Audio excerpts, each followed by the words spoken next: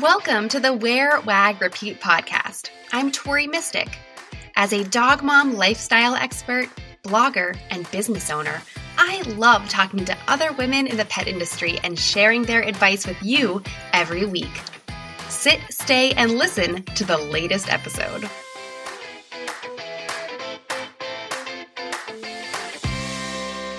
In this week's solo episode, I want to talk about the importance of telling people who you are.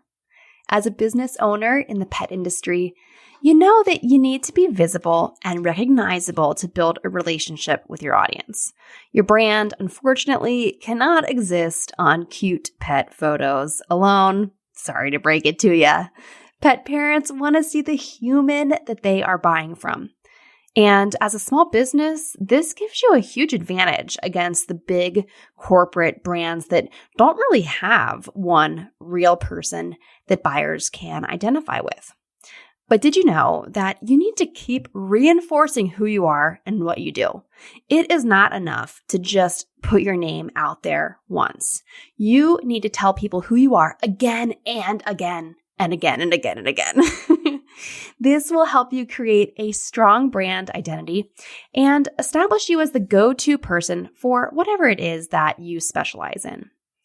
For today's episode, I have prepared a bunch of examples for you to help you get yourself out there and get personal with your followers and customers. And it's really no coincidence that I'm sharing this advice right before the holiday season. We're coming up on a time when shoppers are going to be buying gifts and making a lot of decisions about who to buy from. By humanizing your brand and telling them about the real, wonderful person who's running the show, you can help your business stand out. All right, so I'm going to share with you a bunch of different places where you can tell people who you are and share your story. Probably the most obvious place to start out with is your About page. I look at a lot of About pages, especially when I'm looking for podcast guests. And it is one of my pet peeves because I see a lot of About pages that have very generic language. You might have even heard me talk about this before because, like I said, it is my pet peeve. I see a lot of About pages where people just say very generically, I started this pet brand because my dog Fluffy inspired me to do more things for pets, and I was looking for something unique and I couldn't find anything unique, and so that's why I made this. And that's pretty much word for word what a lot of About pages say in the pet industry. And it doesn't really give us a lot to go off of. It doesn't make you stand out. Everyone is unique. We're all very special in our own ways. There is no other you out there. So you really do need to share who you are and what you do and why you do it. And your About page is a really great place to do that. I know from looking at my Google Analytics that my About page actually gets a lot of clicks. A lot of people come to my site and they're like, what is this? Who is this? What's going on here? And they click on my About page and hopefully they can kind of answer all of those questions. I'm actually tonight working on rewriting my About page because I recently listened to an episode of the Blogging Millionaire podcast. The host, Brandon Gale, he is a big blogging expert. He has software called Rank IQ, which is a blogging keyword optimizing tool that I use a lot. And we've talked about it before in Wear, Wag, Repeat Society. But Brandon he is a huge resource on all kinds of things blogging related. So he had this episode on tips on how to write your bio and your About page. He actually has a 5,000 word About page. I was just looking at it, and you can find the link for it in the show notes of this episode. It's very, very long, and it starts basically, he was like, on this day I was born. So it's very, very detailed. And I think that it's a great example to look at in case you're ever like, wondering if your About page is too long, if your bio is too long, if people even want to know this level of detail. Go look at Brandon's About page and you will see the level of detail that he has included. And one thing that he points out on that episode, and that really does stand out when you look at his about page, is that he has a really kind of eye-catching title. It doesn't just say about Brandon Gale. It says, the title of his about page is From Disabled and $500,000 in Debt to a Pro Blogger with 5 million monthly visitors. So he really has written this like it's an article in Vanity Fair about him or something like that. And, if you are a good writer, or if you have someone that you can hire who's a really good writer, I think that's a really fun experiment to see, like, if you were getting a profile written about you in Vanity Fair or the New York Times Magazine or whatever it is, what would they say about you? And write your about page kind of with that as the theme, as the inspiration behind it. That's certainly what he has done. And you can see there's a lot of photos of him throughout the years growing up and all kinds of stuff. So his is probably more detailed than you're going to want to do, but it's just a great kind of example to look at for a little bit of context, to know that people really do want to know a lot about you. And I know from listening to Brandon that he's constantly refining things, and he wouldn't have all those words on there if they weren't there for a reason. So he is constantly improving, and he's very strategic about it. So just check that out as some inspiration. People really do want to know your story. They want to know about your struggles. Marie Forleo is someone that I love, and she's always sharing this story about this Tropicana orange. I think it was an alarm clock, or no, it was a speaker. It was like a little radio speaker from Tropicana orange juice. And, she had it growing up, and one day it broke, and her mom was trying to fix it. And she's like, "Mom, what are you doing? Why are you trying to fix that? You don't know how to fix a stereo or a speaker." And her mom said, "Marie, everything is figure-outable." And that story is such a part of Marie's story, and she's told it so many times that I've heard it so many times that I can now recite it back to you. And it ties in. I mean, her whole book is called Everything is Figure-Outable. So, sharing your stories and sharing who you are and sharing stories about things that happened in your life growing up, they really can relate to your brand now, and they really can help people get to know you. So that's your about page. That would be a really good place to start. From there, I would suggest that you take a look at your bio on social media. Probably the biggest place to look would be on Instagram. That is where most of us, I think, are hanging out. TikTok, of course, is there, but TikTok's bios are way short, super short.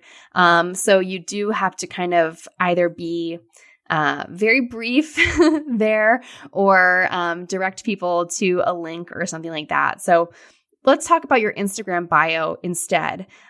This is something that you can update as often as you'd like. I think a lot of people set their Instagram bio and never ever change it.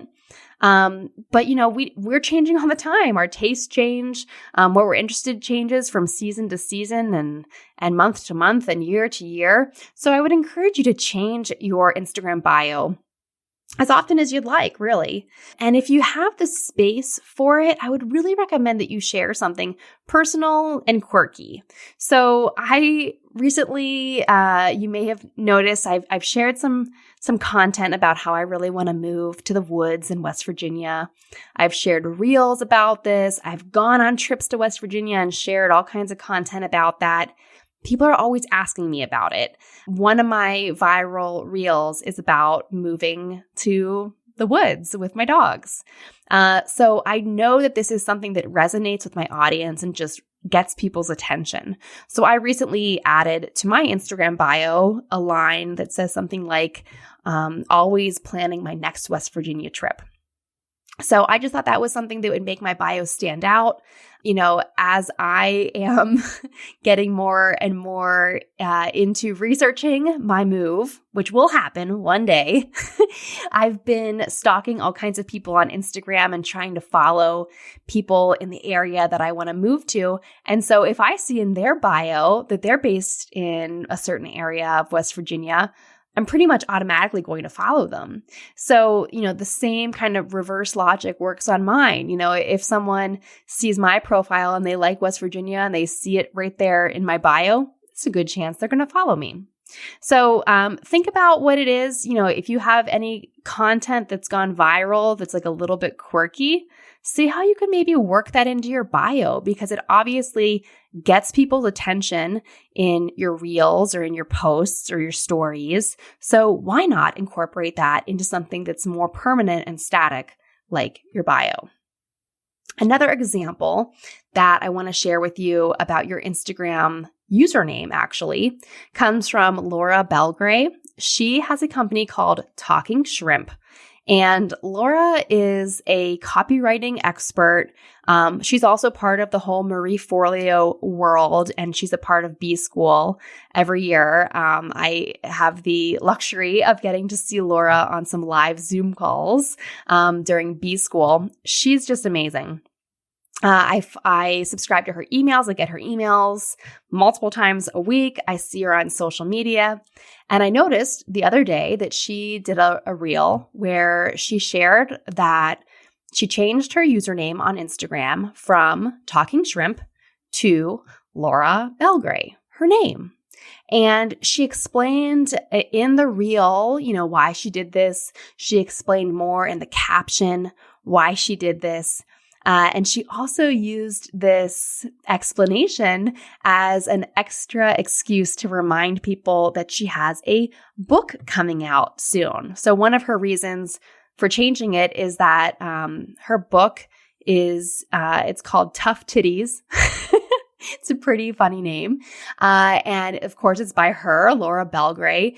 The phrase talking shrimp is not in the title. That's not the author of the book. I'm sure it is in her bio somewhere on the dust cover or something like that. And I'm sure it's throughout the book. But she said that, she wanted for people who were interested in buying the book to be able to easily find her online. And she just wanted to kind of claim her name on Instagram and just kind of be herself and not necessarily be just her brand, but be like a real person on there. So I thought that was really interesting. Also, just wanted to mention, she turned that Instagram post into an email.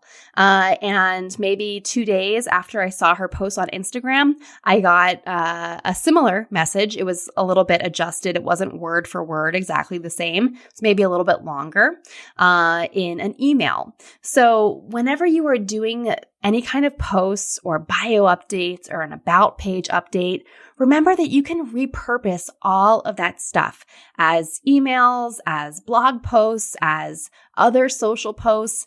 If you're going to go write a whole big, long about page that's like 5,000 words, that's a whole lot of Instagram posts right there, girl. Let me just tell you, you better be repurposing that.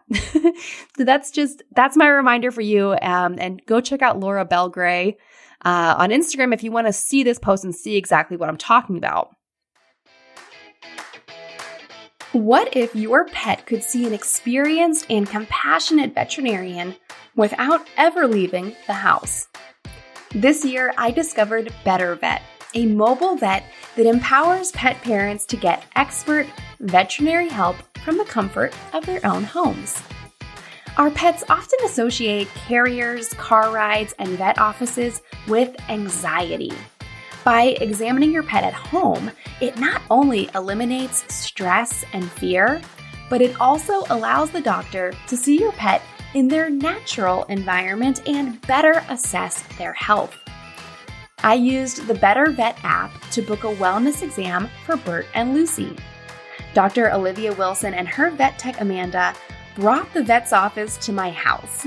For Lucy, this was great news because she gets a lot of fear in exam rooms. At home, she could have her emotional support stuffed animals with her at all times. Dr. Olivia did a thorough exam on both dogs, answered all of my many questions, gave Lucy a rabies vaccine, and took a blood sample from Bert, all right in my living room. After our appointment, I compared the price to a brick and mortar vet that we visited last year, and it was only slightly more to have an expert vet come to my house. Well worth it, in my opinion. Would your pet like home vet visits? I loved this experience so much, I became a Better Vet BFF. Check out bettervet.com and use my code BVBFFTMystic to get $100 off your first visit. I know it's long, so I'll put that code in the description for this episode. Treat your pet to vet care of the 21st century at bettervet.com.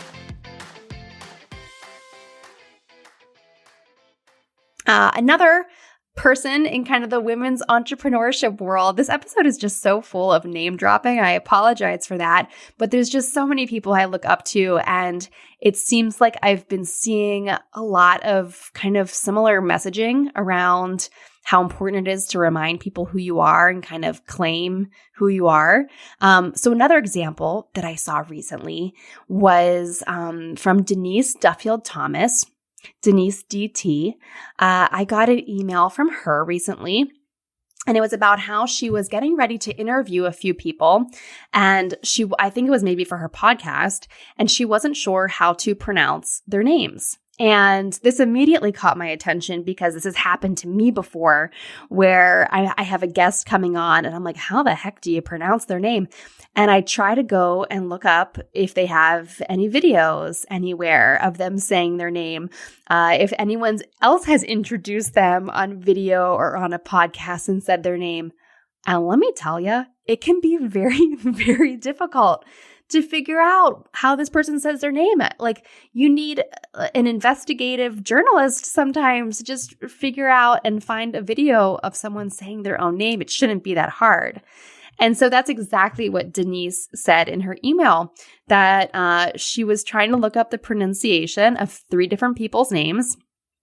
She did the same thing I did, looking up videos, and went on their social media, and out of those 3 people, only one of them had a video where they said their name in the beginning of a video, and she could easily figure out how they pronounced their name. So I was like, oh gosh, like I need to do that. I need to start recording more videos, especially reels. You know, I love all the voiceover stuff is really fun and all the trends and stuff. But it's really important that we are recording reels with our own voices where we're introducing ourselves, because if you want people to know who you are or know what your brand is, we can't just follow every trend and do what everyone else is doing. Sometimes we have to get out there and get out our own message and remind people who we are and what we do. And so this email from Denise just really reminded me of that, and kind of got my wheels turning and got me adding things to my to-do list. Like, oh, I really need to do a video saying my name. I need to say my name more on video. And then, what do you know? I go on Instagram and I saw a reel from Kara Conway. She's at Kara Conway Love. You might know Kara because she ran the Dog Like Me series, where she highlighted people, tons and tons of people. I'm not sure how many she got to, but she highlighted tons of people and their dogs and kind of their stories together. It seems that now she has shifted her business and she does legal, business, and social media consulting services, and she has a community, I think. So she shared a reel that I saw like 2 days after I got that Denise Duffield-Thomas email, and Kara was saying, you need to humanize your brand. And she shared a very simple reel where she just put a few facts about her, said, hi, I'm Kara, I can't remember it off the top of my head. I should have probably written this down. But she shared just some really quick, maybe 4 or 5 different facts about herself. And I was like, gee, that's so simple. I really need to do this. And she just had music over it. She didn't speak, but she does do a lot of reels where she does speak and you can hear her voice. So Kara just does a great job. Shout out to Kara. I hope you're listening to this. And so between the Denise email and Kara's video, I was like, okay, I need to do something about this. So it was a nice day out. I was feeling good about my appearance. So I set up my tripod and I got Bert next to me, and I just took a couple of minutes and recorded a video saying, "Hi, I'm Tori Mystic. I'm the founder of Wear, Wag, Repeat. I have been blogging about life with my dogs for almost 10 years. I've been podcasting about women in the pet industry for about 5 years. You can go to my website, which is wearwagrepeat.com, to learn more about all the things that I do." See, how simple was that? That's all I recorded. I took a couple takes. I said a few other things. For some reason, when I hit record, I tend to talk a lot. If you can't tell, that's why I have a podcast. That's not very conducive to reels, though. We want to keep those short. So I just did a few different takes and I edited it down. And then I uploaded that to Instagram Reels. I also put it on TikTok. And you know what? I also put it on YouTube Shorts, because why not? Repurpose that as many places as you can.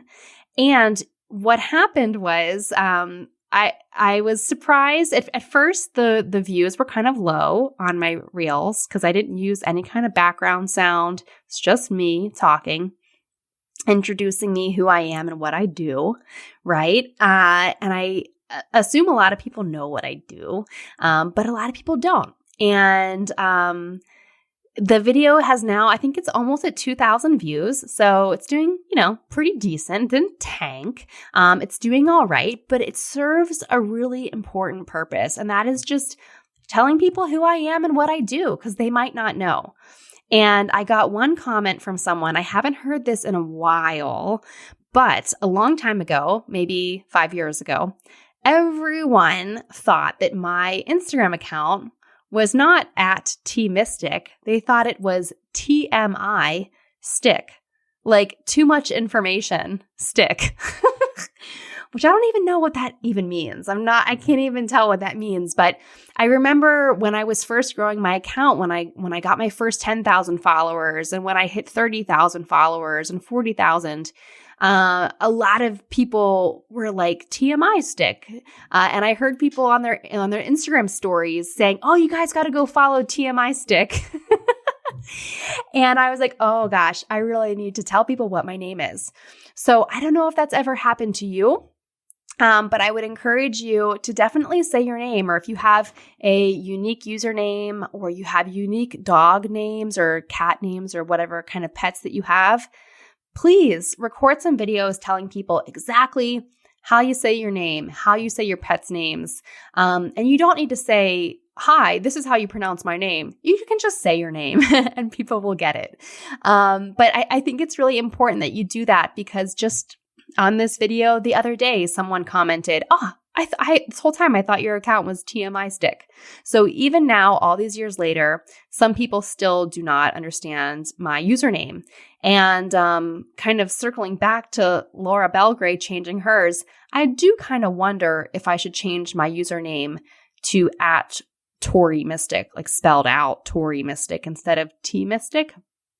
I wonder if I should do that. So that was just kind of off the top of my head. Let me know your thoughts on that. And then finally, we've talked about your about page, your bio, and then like individual content. And I would recommend maybe you can schedule once a month or so when you want to do a video just saying, "Hi, I'm so-and-so, and this is what I do." I think that you want to make sure that you're doing that consistently. So maybe put a little reminder in your calendar on the first of the month. Hey, remember, record a little bio video. And you're never going to run out of things to say in that video, because hopefully you've redone your about page and you've got lots of stuff you can pull from there. You really just need a few sentences to make a reel, to make it long enough for a reel. So definitely make that part of your content strategy for the rest of the year. Remember, like I said at the very beginning, we are leading up to the holiday season where people are going to make a lot of decisions about who they want to buy from and who they don't want to buy from.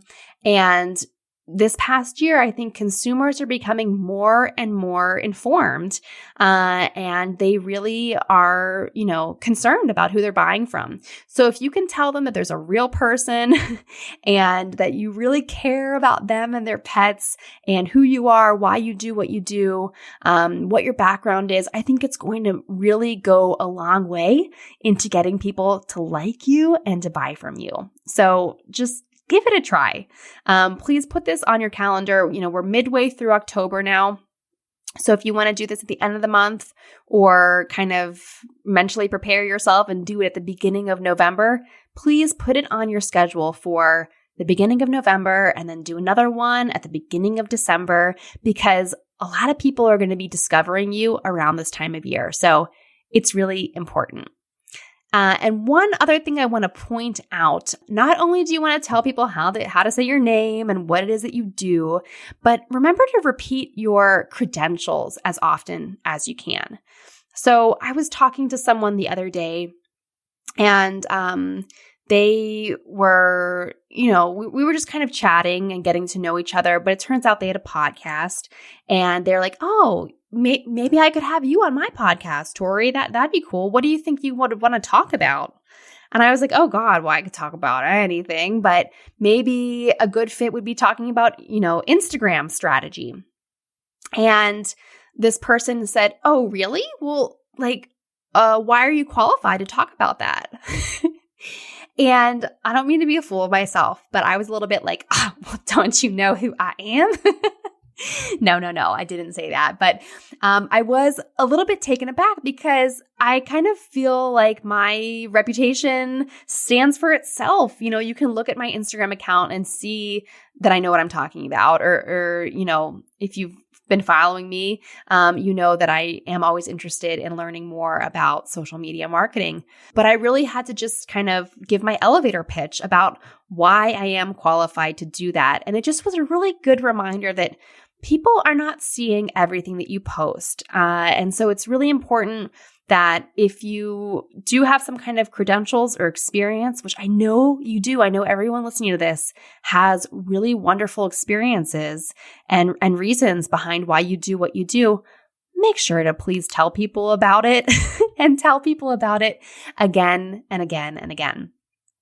So in summary, I want you to make sure that you are consistently telling people your name and who you are.